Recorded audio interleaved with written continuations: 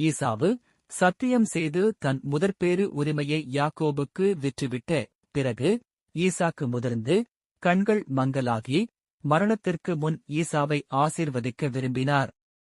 அவனை அழைத்து, வேட்டையாடி என் விருப்பமான உணவை செய்து கொடு, நான் உன்னை ஆசீர்வதிப்பேன் என்றார்.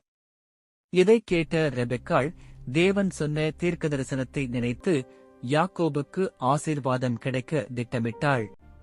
அவள் ஆட்டுக்குட்டி இறைச்சி சமைத்து யாக்கோபின் கைகளில் ஆட்டுத்தோலை கட்டி ஈசாவைப் போல முடி இருப்பதற்காக ஈசாவின் ஆடைகளை அவனுக்கு அணிவித்தாள்.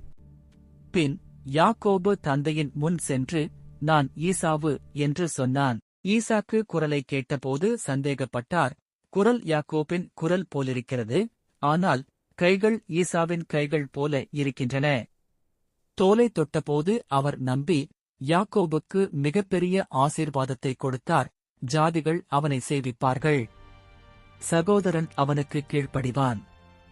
தேவன் கொடுத்து உடன்படிக்கை ஆசீர்வாதம் அவனுக்கு கிடைக்கும் என்றார். அதற்குப் பிறகு ஈசாவு உண்மையிலேயே வேட்டையாடி வந்து உணவை தயாரித்து தந்தையின் முன் வந்தான். அப்போது ஏமாற்றம் தெரிந்தது. ஈசாக்கு நடுங்கினார். ஈசாவு மிகவும் அழுதான். எனக்கு ஒரு ஆசீர்வாதம் இல்லையா? ஆனால் முக்கிய ஆசீர்வாதம் ஏற்கனவே கொடுக்கப்பட்டுவிட்டது. அது மாற்ற முடியாதது. ஈசாவுக்கு இரண்டாம் நிலை ஆசீர்வாதம் கிடைத்தது. ஆனால் முதன்மை உரிமை யாக்கோபுக்கே சென்றது. ஈசாவு கோபத்தில், என் தந்தை இறந்தபின் யாக்கோபை கொல்வேன் என்று நினைத்தான். ரெபெக்காள் இதைக் கேட்டதும் யாக்கோபை தன் சகோதரன் லாபானிடம் ஹாரானுக்கு அனுப்பினாள். இதனால் குடும்பத்தில் பிரிவு, துக்கம், வேதனை ஏற்பட்டது.